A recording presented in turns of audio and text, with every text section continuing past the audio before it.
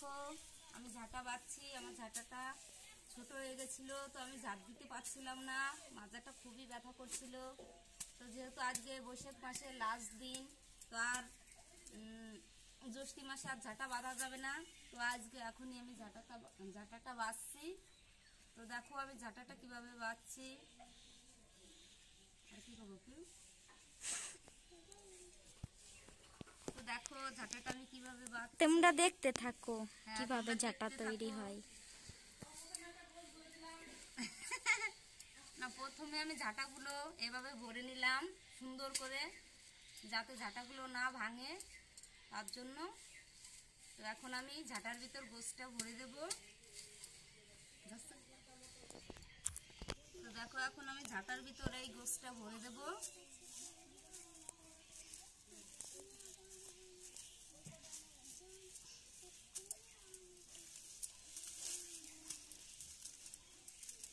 সুন্দর করে ঝাঁটাগুলো আমি গুছিয়ে নেব।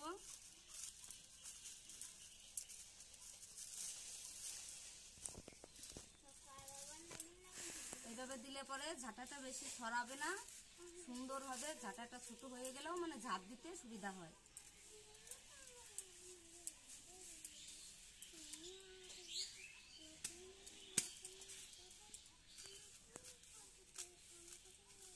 দেখো কিভাবে ঝাঁটাটা বাঁধছি।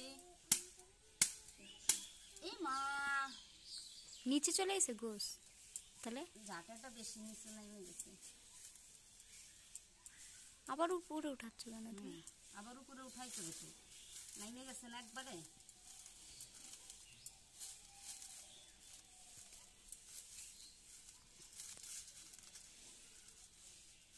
তো গোছটা আগে নেমে গেছিল, যার জন্য ঝাঁটাটা ইয়ে হয়ে গেছিল। তো আমি আবার ঠিক করে নিলাম এইভাবে মুচড়িয়ে। দেখো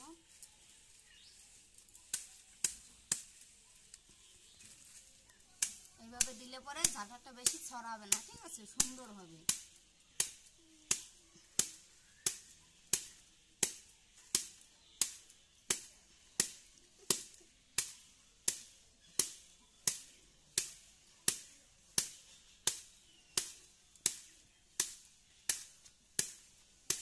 তো তোমরা দেখলে কিভাবে আমি ঝাঁটাটা তৈরি করলাম, এভাবেই তোমরা বাঁধবে, ঠিক আছে।